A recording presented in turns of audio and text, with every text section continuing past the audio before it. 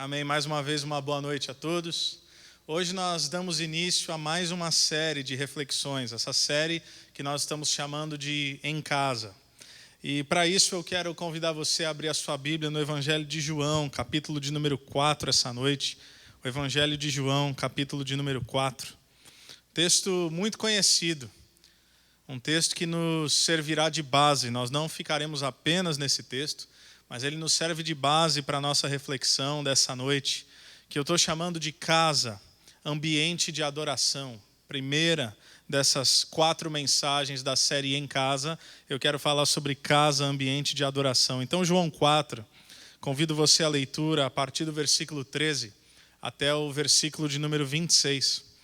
João 4, versículos 13 a 26, a palavra de Deus diz assim: Jesus respondeu: quem beber dessa água terá sede outra vez, mas quem beber da água que eu lhe der nunca mais terá sede. Pelo contrário, a água que eu lhe der se tornará nele uma fonte de água a jorrar para a vida eterna. A mulher lhe disse: Senhor, dê-me dessa água para que eu não tenha mais sede, nem precise voltar aqui para tirar a água. Ele lhe disse: vá, chame o seu marido e volte. Não tenho marido, respondeu ela. Disse-lhe Jesus: você falou corretamente, dizendo que não tem marido. O fato é que você já teve 5 e o homem com quem agora vive não é o seu marido. O que você acabou de dizer é verdade. Disse a mulher: Senhor, vejo que és profeta. Os nossos antepassados adoraram nesse monte, mas vocês, judeus, dizem que Jerusalém é o lugar onde se deve adorar. Jesus declarou: creia em mim, mulher. Está próxima a hora em que vocês não adorarão o Pai, nem neste monte, nem em Jerusalém. Vocês samaritanos adoram o que não conhecem, nós adoramos o que conhecemos, pois a salvação vem dos judeus. No entanto, está chegando a hora, e de fato já chegou, em que os verdadeiros adoradores adorarão o Pai em espírito e em verdade. São estes os adoradores que o Pai procura. Deus é espírito e é necessário que os seus adoradores o adorem em espírito e em verdade. Disse a mulher: eu sei que o Messias, chamado Cristo, está para vir. Quando ele vier, explicará tudo para nós. Então Jesus declarou: eu sou o Messias, eu que estou falando com você. Quero orar mais uma vez contigo, pedindo que Deus fale aos nossos corações através da sua palavra. Senhor Deus, nós temos vivido momentos tão incertos.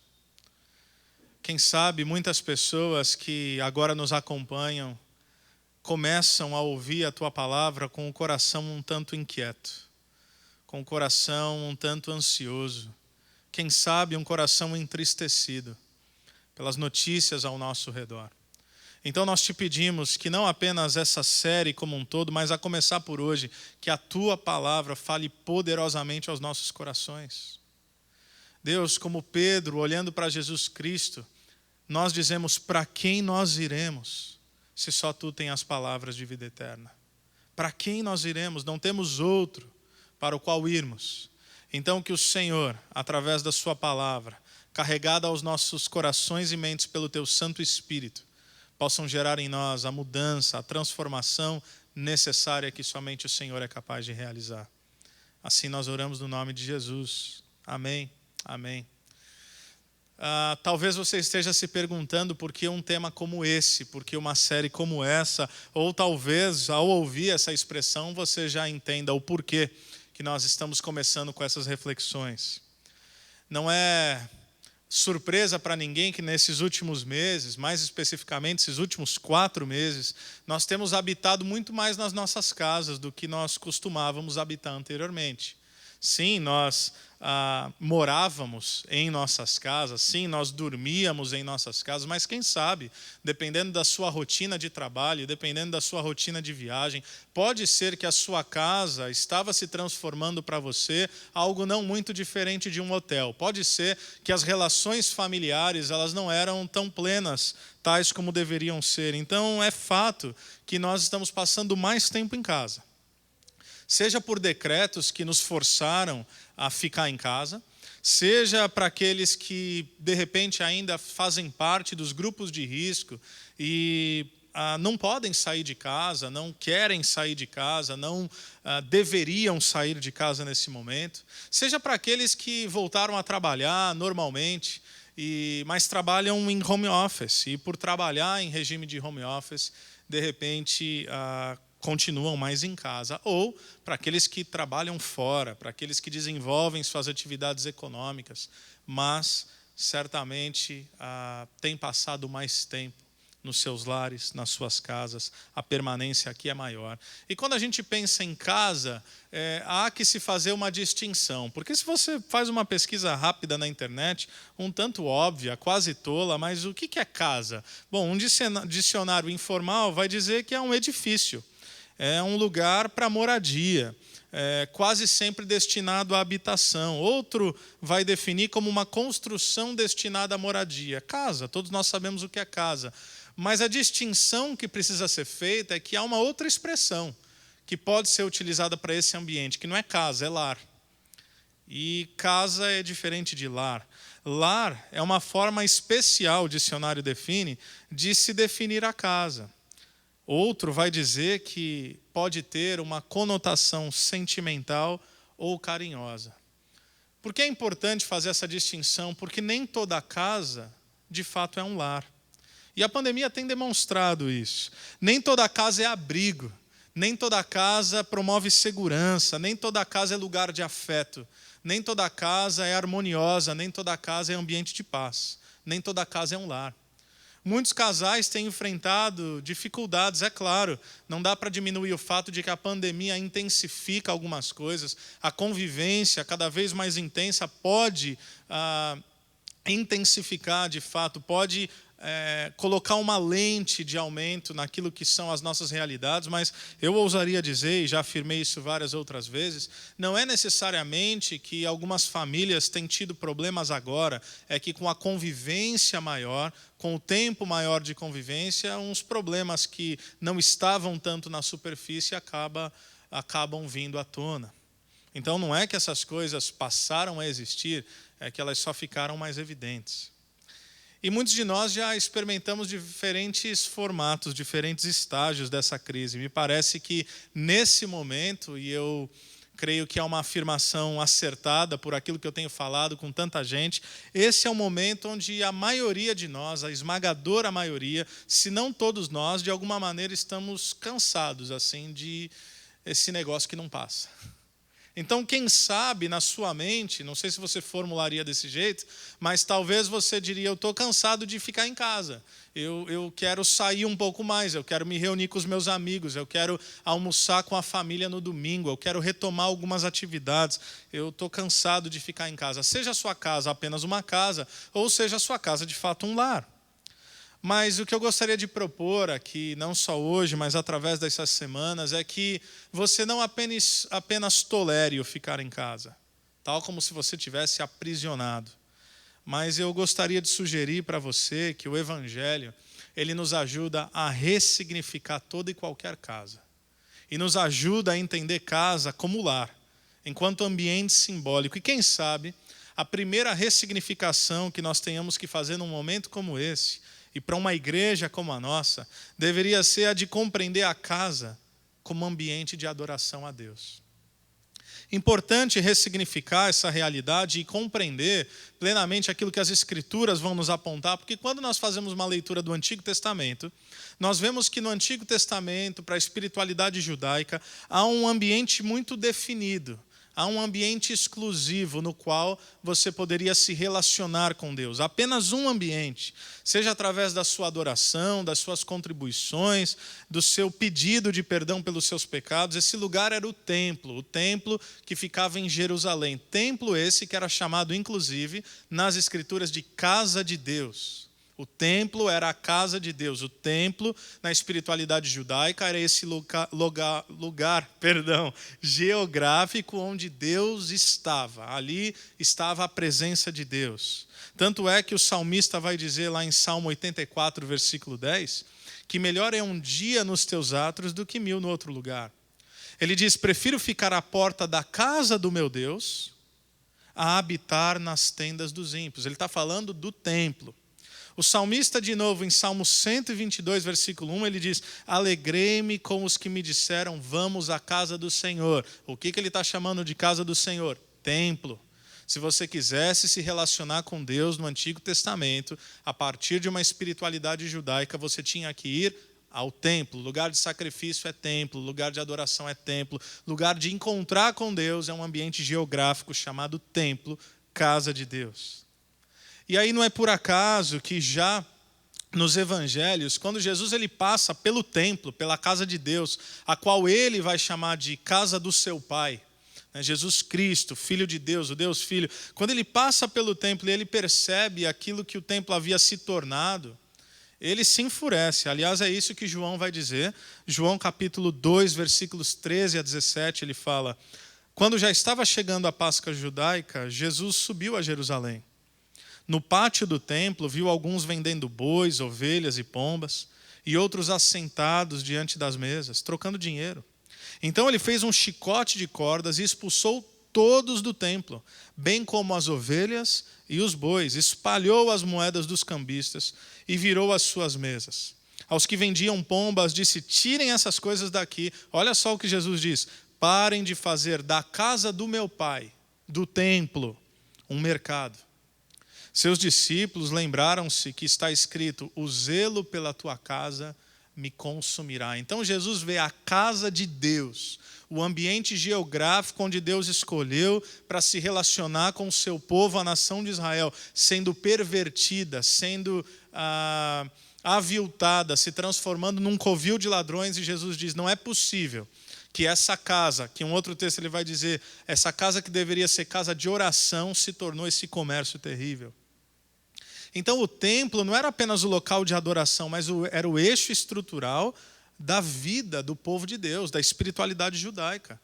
Para você ter uma ideia, naquela época, e Jesus vai falar sobre isso nos evangelhos, os judeus eles juravam pelo templo. Quando eles queriam fazer uma promessa, assim, falar de algo sério, ele falou: não, eu vou cumprir, eu juro pelo templo. Sabe? É um equivalente de juro por Deus, que talvez você já tenha usado. Ou quando a gente era criança, você jurava pela sua mãe mortinha. Eu não sei se você já fez isso. Então, diz que Jesus está falando: eu juro pelo templo. Era linguagem recorrente naquela época. E jurar pelo templo, você não podia quebrar aquele juramento e aquela promessa.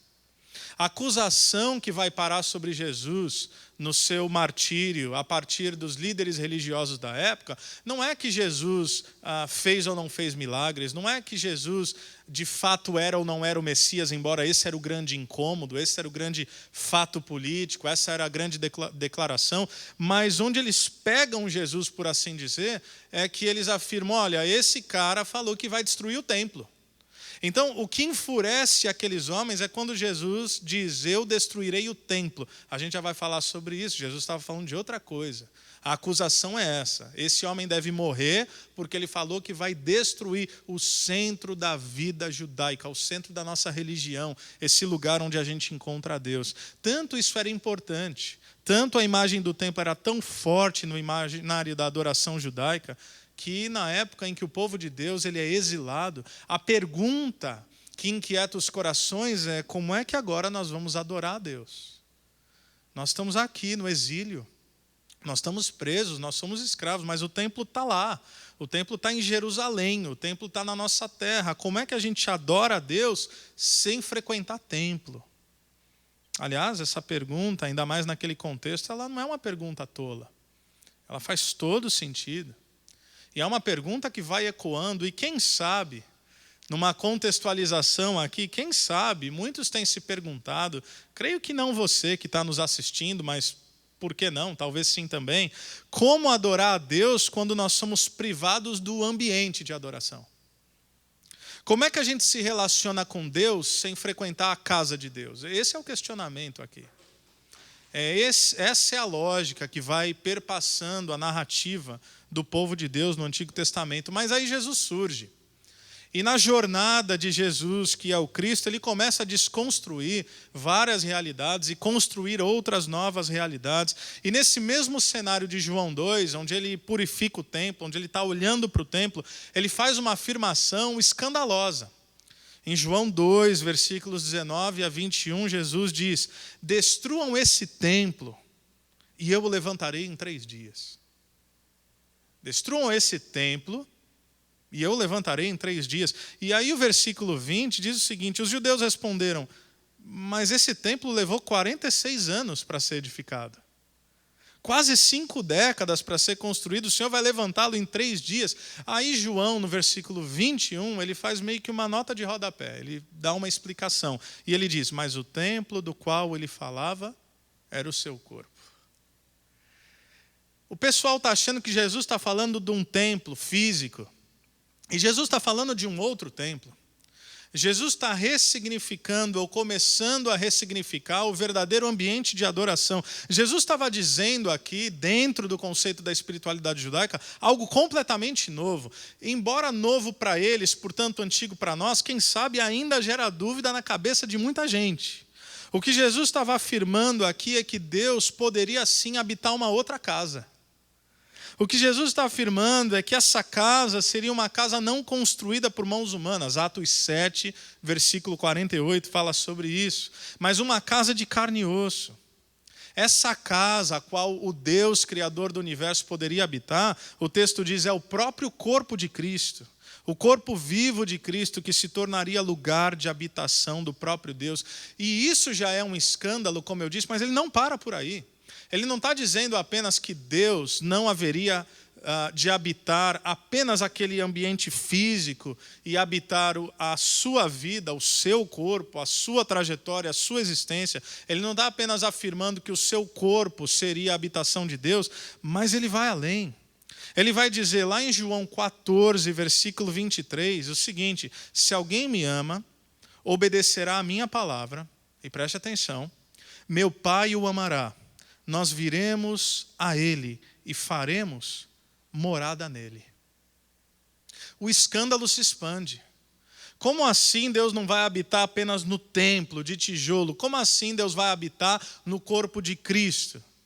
E como assim não vai habitar apenas no corpo físico de Cristo, mas como assim vai habitar em vários outros corpos, por assim dizer? Como assim ele vai ser lançado sobre toda a carne, como disse o profeta Joel, que Pedro vai reafirmar lá em Atos capítulo 2, que o Espírito Santo nos últimos dias haveria de ser derramado sobre toda a carne, isso é, sobre todo cristão, sobre todo discípulo de Jesus. Como assim o corpo de Cristo é algo maior do que sua própria realidade física? Aqui Jesus já falava do seu corpo místico, que no Novo Testamento é o que nós chamamos de igreja. O Novo Testamento vai dizer que o corpo de Cristo, o corpo místico de Cristo, espalhado por toda a terra, é a igreja. É isso que Paulo diz lá em 1 Coríntios 6, versículo 19. Quando ele pergunta, acaso não sabem que o corpo de vocês é santuário do Espírito Santo que habita em vocês? Que lhes foi dado por Deus e que vocês não são de vocês mesmos. Mas como assim o Deus que habita os céus e que se faz presente num templo e agora se faz presente no Filho, como assim ele começa a se fazer presente, como assim ele começa a vazar por tantas outras pessoas e por tantos outros corpos? Quando é que isso acontece? Como é que isso acontece? Na cruz. Na cruz, na morte de Jesus, no relato da crucificação, é dito que quando Cristo morreu, houve um grande terremoto e o véu do templo se rasgou de cima para baixo.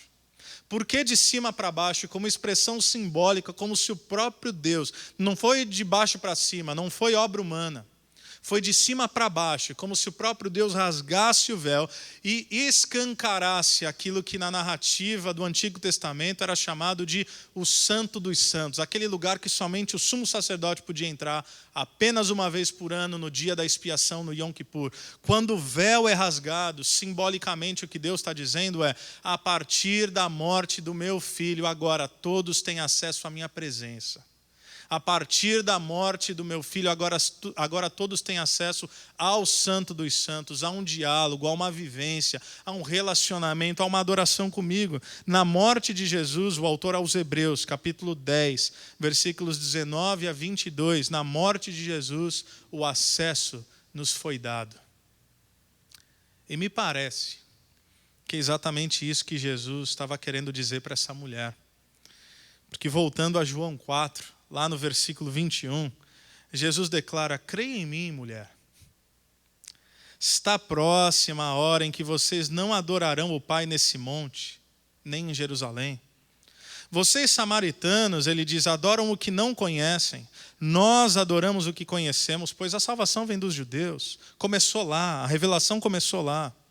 No entanto, Jesus afirma, está chegando a hora, e de fato já chegou, em que os verdadeiros adoradores adorarão o Pai em espírito e em verdade. São estes os adoradores que o Pai procura.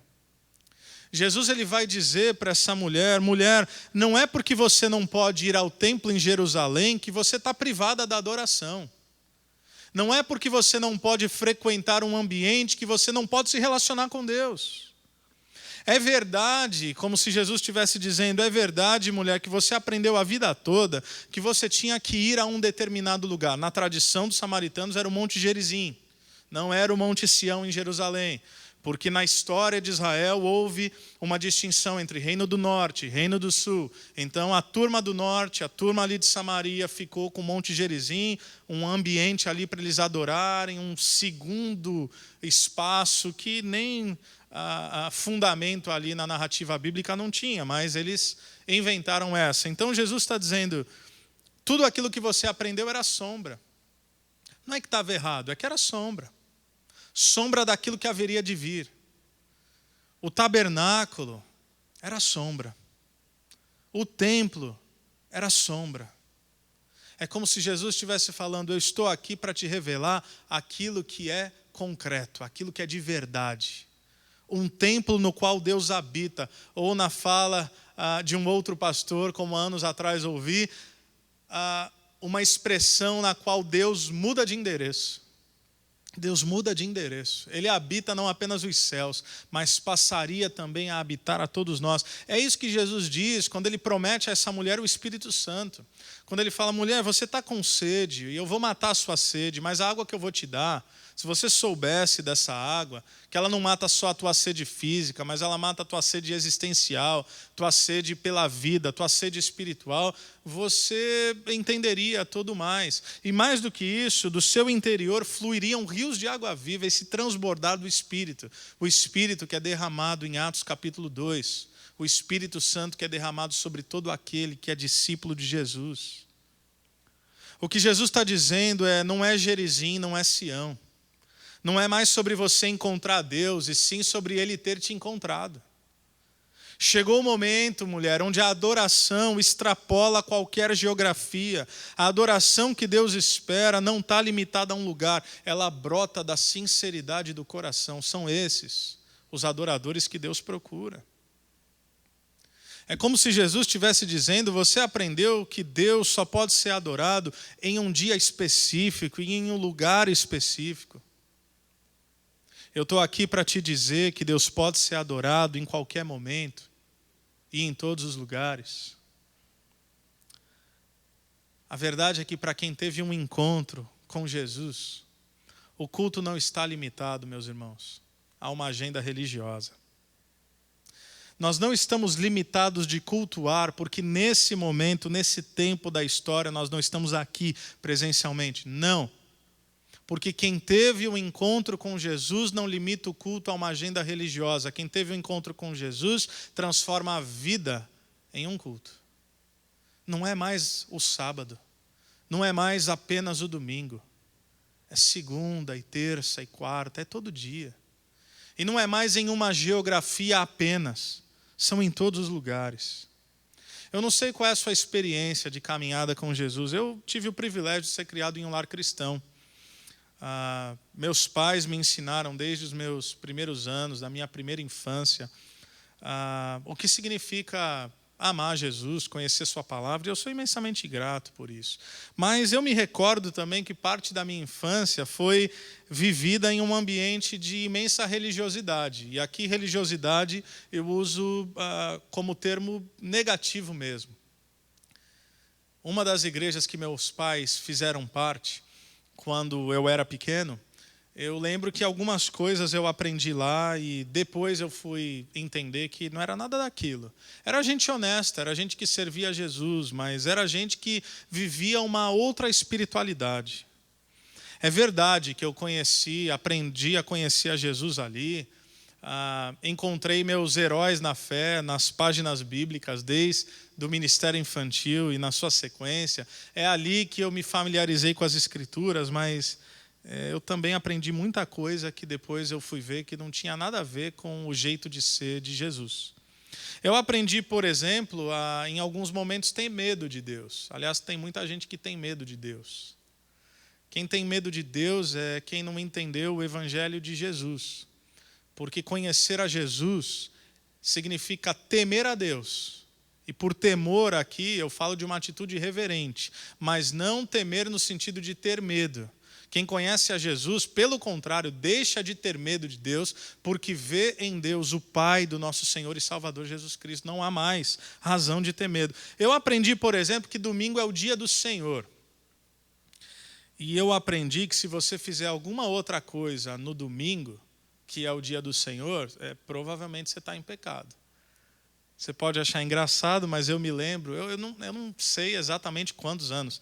Pode ser que meus pais estejam assistindo isso daqui, ou vão assistir depois pelo YouTube, que fica gravado esse culto, mas não sei se eu tinha 7 anos, 8 anos. O que eu me recordo é que, em um determinado momento da minha vida, meus pais decidiram fazer um aniversário lá no prédio onde nós morávamos. E eu não lembro por quê, imagino que era por conta de uma agenda corrida, era só o que sobrou. Eles decidiram fazer o meu aniversário lá no prédio, lá no condomínio. Adivinha que dia? Domingo, o dia do Senhor. Então o que aconteceu? A gente está lá na festa tal, e a gente olha assim, 3º andar, nosso apartamento era 3º andar, e saindo fogo pela janela. Meu pai sobe e tal, tinha extintor, apagou o fogo, queimou nosso apartamento, nossa cozinha queimou. Queimou teto, queimou tudo ali. Não sei como é que não explodiu, graças a Deus. Então acabou, passou toda aquela inquietação. E aí eu me lembro muito vividamente de ouvir meus pais conversando. Pai, mãe, perdoem, eu sei que vocês não pensam mais assim. Mas meus pais conversando e falando, tá vendo aí? Ó, é isso mesmo. A gente foi fazer aniversário no domingo, não foi para a igreja, no dia do Senhor, aí pronto, o apartamento pegou fogo. Você pode achar que eu estou brincando, eu não estou não. Então, você imagina um menino ouvir isso? Aí eu comecei a pensar que a espiritualidade de Jesus, do Evangelho, é uma espiritualidade que, se você faltar no culto para fazer festa, Deus taca fogo no teu apartamento. É complicado. Aí eu cresci e percebi que as coisas são diferentes, que Deus não põe fogo na casa das pessoas quando eles fazem outras coisas no dia do Senhor. Hoje em dia eu não perco um culto. Aliás, esse foi o único culto que eu me lembro da minha vida, nos meus primeiros 16 anos. Então, infância e adolescência, o único culto que eu faltei. Eu acho que meus pais pensaram, bom, a gente nunca faltava, faltou, pegou fogo, é melhor não faltar mais. Então, a gente não faltou. Eu não lembro de outro domingo na minha vida, infância e juventude, onde eu não estava no culto. Mas, é claro, tem essas conotações equivocadas, mas meus pais me ensinaram a amar Jesus, a amar a igreja. Hoje eu não perco um culto. E aí você pode pensar, lógico, você é o pastor. É verdade, mas não é só por isso. Eu não perco culto só porque eu sou pastor. Eu já não perdia culto antes. Por quê? Porque eu amo a igreja. Porque eu não tenho medo de Deus tacar fogo no meu apartamento. Não é por isso que eu não perco um culto. É porque eu amo estar com os irmãos. Eu amo adorar a Deus em comunidade. Se tem uma das coisas que eu sinto muita falta nesse momento, é adorar a Deus assim com a igreja cheia. A experiência da adoração comunitária presencial, ela é insubstituível. É até engraçado, agora eu parei um pouco, minha esposa sabe disso. Eu amo tanto a igreja que nas nossas férias, antigamente, eu fazia agenda de pregação. Então a gente saía de férias, dependendo da cidade para a qual eu ia.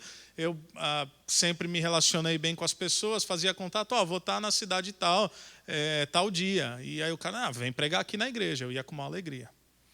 Hoje eu já não prego, não trabalho nas férias, mas quando a gente sai de férias, eu olho para a Aline e falo, amor, onde a gente vai? Porque para mim domingo é dia de ir para a igreja, não é porque eu tenho que ir para a igreja, é porque eu amo ir para a igreja. É porque eu amo frequentar, eu amo estar com outros irmãos. Então, dependendo da cidade, eu vou para a igreja A, para a igreja B. Tem lugares diferentes que a gente já gosta de frequentar, dependendo da cidade onde nós nos encontramos. Mas talvez você está se perguntando, o que isso tudo, essa miscelânea de informações, o que isso tudo tem a ver com a gente aqui, nesse tempo? O que isso tudo tem a ver com o momento em que nós vivemos? Quais são as implicações de uma igreja que nesse momento está privada? Eu vou usar essa nomenclatura para ser pedagógico, tá? Didático. Uma igreja que está privada de vir para o templo. Uma igreja que não pode vir para aquilo que no Antigo Testamento se chamava de casa de Deus. Eu creio que a primeira implicação e a primeira compreensão dessa revelação de Jesus que deve tomar o nosso coração é que, embora nós estejamos privados do encontro presencial, nós não estamos privados da adoração ao nosso Deus. É isso que a gente está fazendo agora. Conforme a palavra de Deus é exposta, o Espírito Santo de Deus carrega na sua mente e ao seu coração aquilo que Ele quer comunicar a você. Quando a equipe de louvor está aqui adorando, não é apenas tocando algumas musiquinhas para o culto online, não. É uma experiência de adoração. Não é presencial, mas continua sendo comunitária. Então, sim, nós estamos privados do encontro presencial, mas nós não estamos privados da adoração. Mas, em segundo lugar, eu destacaria que, por mais que nós desejemos, nós não estamos na igreja prédio, mas nós podemos ressignificar nossos lares a partir da igreja casa. Esse é o desafio. Não olhe apenas para a sua casa como um lugar que você tem que estar, mas como um lugar que pode ser redimensionado, ressignificado pela beleza e pelo poder do Evangelho de Jesus Cristo. Eu penso que com o avanço da pandemia, já se vão 4 meses, eu creio que nós veremos 3 grupos distintos nas igrejas e creio que a nossa igreja também veremos essas 3 realidades. Primeiro, e eu não quero te assustar, mas o primeiro grupo é daqueles que vão sair da igreja.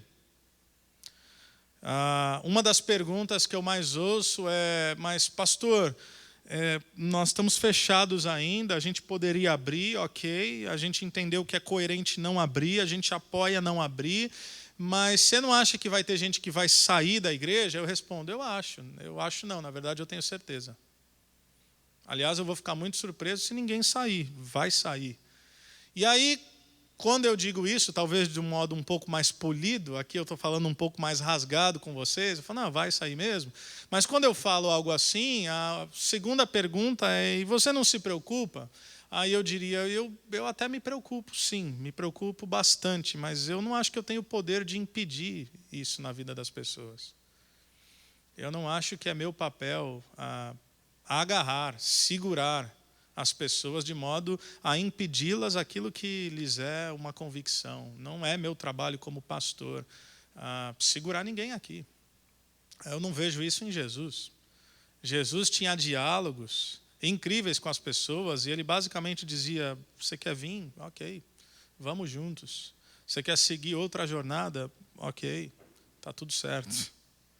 Que tipo de gente vai sair? Eu não quero de maneira alguma ser jocoso aqui, mas contribuir com uma reflexão. Eu creio que gente que vai sair é gente que tem uma fé muito templista, assim, uma fé de templo, uma fé de geográfica, uma fé que não se sustenta para além de uma geografia exclusiva.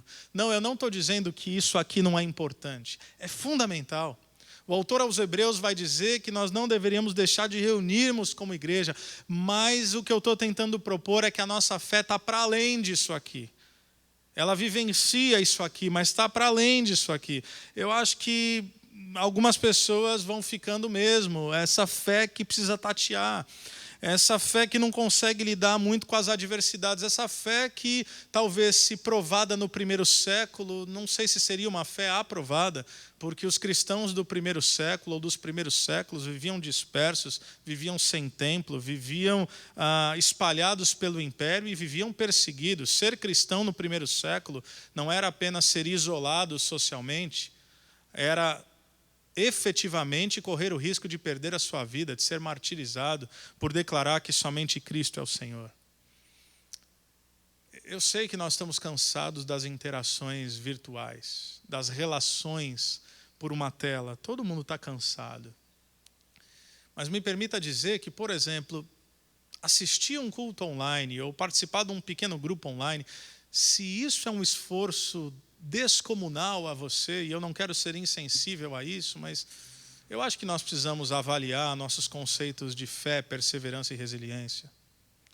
Se a gente não dá conta de um encontro virtual, o que mais a gente aguentaria? Então vai ter gente que, infelizmente, em todos os lugares, vão participar desse primeiro grupo.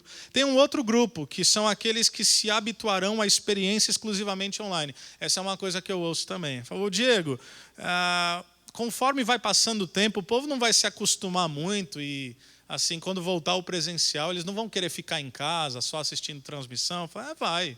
Vão ter esses também, que vão se acostumar, a qualidade da transmissão está muito boa, eles vão ficar em casa, no sofá, claro que vai. Mas que tipo de gente que vai ficar em casa apenas e não vai voltar quando tudo isso passar? Eu não estou falando de algo assim para agora, estou falando depois que tudo isso acabar. Quem é que não vai voltar? Eu ouso dizer que os que não vão voltar é aqueles mesmos que quando tinha culto presencial, continuava assistindo em casa, pela transmissão. Não muda, entendeu? Então, antes da pandemia, nós estávamos aqui e talvez tinha gente que já não vinha. Ou vinha uma vez por mês, um domingo aqui, 3 domingos em casa. Isso me preocupa até certo ponto, sim. Mas também é outra coisa que não dá para a gente controlar. É interessante que quando nós saíamos às ruas e eu me encontrava com algum irmão ou alguma irmã, e a pessoa falava assim, nossa, pastor, eu estou sumido, eu preciso aparecer. Eu falei, não, vamos lá, meu irmão. Sempre uma alegria, né? Encontrar e voltar. Mas é interessante que quem faltava no culto presencial, falta no culto online também. Faltar no culto online, faltar no culto que acontece na sua sala. Tem pessoa que falta no culto que acontece na própria sala. Não deu, pastor. Às vezes eu mando umas mensagens. E aí, gente, tudo bem? Como é que vocês estão? E aí, estão conseguindo acompanhar o culto online? Está meio difícil, pastor. Domingo, 7 horas da noite. Entendeu? Culto na casa. Não precisa deslocar. Então tem esses também. Mas tem um terceiro grupo. E eu oro para que seja a maioria. São aqueles que não veem a hora de voltar. E aí a outra pergunta que eu recebo. Pastor, quando tudo isso acabar, será que a igreja vai voltar? Eu espero que sim. Eu honestamente espero que quando voltar ainda tenha alguém aqui, não só a equipe de louvor, de comunicação. Eu espero não apenas que tenha alguém, eu espero que tenha muita gente. Eu espero não apenas que pessoas voltem, mas eu tenho grande expectativa de que pessoas que nunca vieram passem a vir. Pessoas que estão nos conhecendo agora por esses cultos online e não vem a hora de se reunir com a gente. O que eu estou tentando dizer? Esse povo é um povo que entendeu que todo ambiente é ambiente de adoração. Esse povo que vai voltar é quem entendeu que todo ambiente é ambiente de adoração, mas que ressignificou nesse momento da pandemia, ressignificou suas casas como ambiente de adoração. É quem não vem ao templo porque é obrigado a vir ao templo, é porque é alguém que quer vir. Porque não abre mão de louvar a Deus em comunidade, porque quer encontrar com seus irmãos, que quer servir a Deus e quer servir aos irmãos com seus dons, com seus talentos, nesse ambiente chamado igreja-templo. Recebo diferentes mensagens, diversas mensagens, que ao mesmo tempo alegram o meu coração e quebrantam o meu coração, de gente querida que diz, puxa vida, pastor, a gente está morrendo de saudade. Deixa eu te dizer, eu estou morrendo de saudade também. Eu morro de saudade da gente estar junto. Eu morro de saudade da gente se encontrar aqui nesse ambiente e em vários outros ambientes. Morro de saudade da adoração comunitária, do abraço, do olho no olho. Mas diante desses 3 grupos possíveis, a pergunta e o desafio que eu faço a você é: qual desses 3 grupos você vai escolher fazer parte? Daqueles que ficam pelo caminho, daqueles que se acomodam à situação, ou daqueles que não veem a hora, porque entendem que a igreja de Jesus não está exclusiva a um prédio, mas existe uma geografia, existe um CEP, existe um endereço que acolhe aqui a igreja de Jesus, especificamente no nosso caso chamado Calvary Campo. Eu quero te desafiar a fazer parte desse grupo. Mas para fazer parte desse grupo, eu quero te desafiar primeiro a nesse momento que nós temos vivido, de você ressignificar o lugar em que você está como ambiente de adoração. Você ressignificar a sua casa. Então, a discussão nunca foi se é somente no templo ou somente na casa. É na casa e no templo, é nos dois lugares. Agora estamos privados do templo, mas nós temos a casa. Nós temos a família. Nós temos o ambiente de trabalho. No Novo Testamento, o locus da adoração, o ambiente da adoração é todo lugar. Seja ela no seu caráter comunitário, seja ela nos seus ambientes domésticos. Ou seja, eu sei que a gente tem passado por momentos difíceis. Eu converso com pessoas que estão enfrentando dificuldades de ordem econômica, que sofreram danos econômicos com essa pandemia. Pessoas que sofrem das suas ansiedades, que já tinham transtornos psicológicos e agora, nesse momento, isso tem sido intensificado. Eu queria dizer que Deus te vê e que Deus te ouve. Que tal como aquela mulher que não sabia muito bem como adorar a Deus e onde é que Ele estava, então Deus está aí, agora, com você. Deus está aqui, Deus está em nós. Deus habita em nós. Nós somos o templo de Deus, nós somos a morada de Deus. Sim, são momentos difíceis, mas, por favor, não enxergue a sua casa apenas como um ambiente de reclusão, um lugar que você tem que ficar, mas enxergue a sua casa como um ambiente de adoração. Você não está preso na sua casa.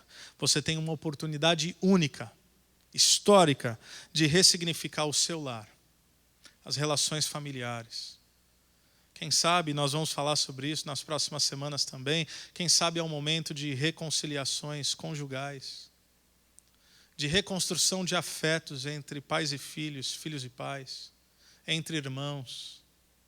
Sentar ao redor da mesa, viver a harmonia do Evangelho, viver a beleza que Jesus Cristo nos permite viver em casa, transformando toda a casa em um lar. Porque não é a igreja que está fechada, é que agora nós temos uma igreja em cada casa. Isso daqui não deixou de ser igreja, é que a igreja está aqui, a igreja está aí, a igreja está espalhada.